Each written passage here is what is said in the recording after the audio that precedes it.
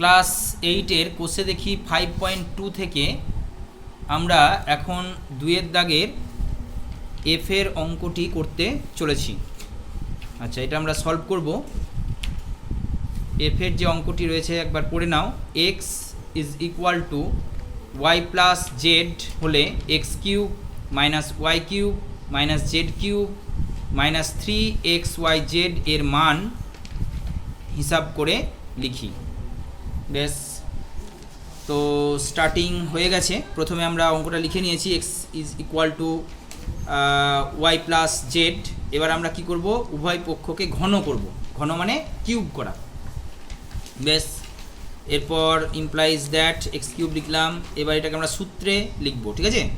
সূত্রটা হচ্ছে কি, এ কিউব মানে আমরা ওয়াই লিখব, ওয়াই কিউব মানে অর্থাৎ আমরা ওয়াইকে এ ধরছি আর জেডকে বি ধরছি।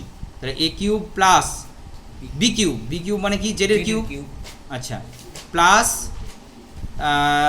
হচ্ছে 3ab মানে হচ্ছে 3yz into y plus z implies that x cube equal to y cube plus z cube plus 3yz। এবার দেখো y plus z এর মানটা আমরা বসিয়ে দেবো।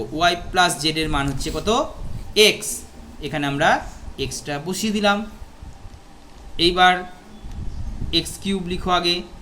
এবার ডান দিক থেকে নিয়ে এসো y কিউব, তাহলে minus y cube.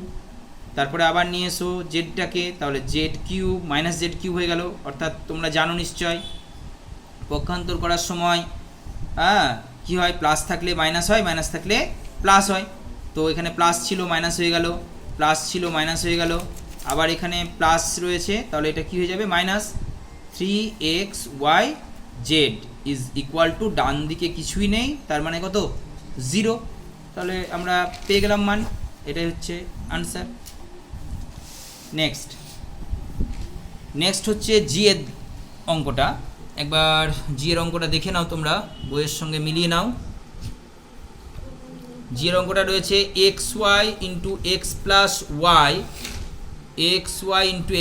Y, equal to m হলে x cube plus y cube plus 3m equal to m cube by x cube y cube.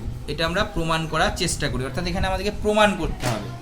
বেশ, প্রমাণটা আমরা করার জন্য আগে আমরা কি করব, এম এর মানটা বের করে নিতে হবে, বা এক্স ওয়াই এর মান বের করে নিতে হবে। ঠিক আছে, আমরা অঙ্কটা লিখে নিই। X y into x plus y equal to কী বলা আছে, এম বলা আছে, তাই না? তাহলে আমরা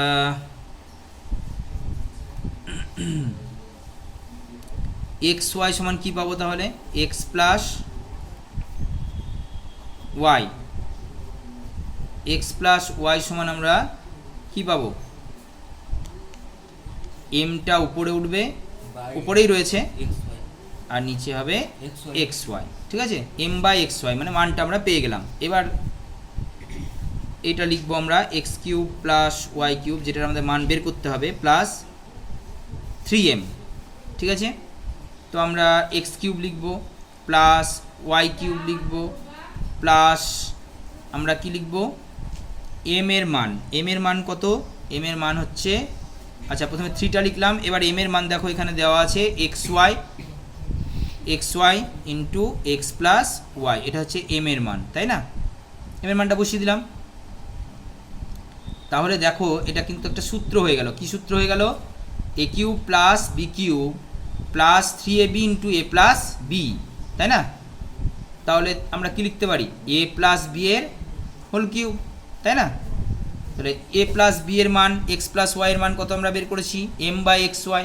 এবার এখানে এম বাই এক্স ওয়াই বের বসিয়ে দাও, তার কিউব করে দাও, তাহলে কি চলে আসছে, m cube by x cube y cube. প্রমাণিত।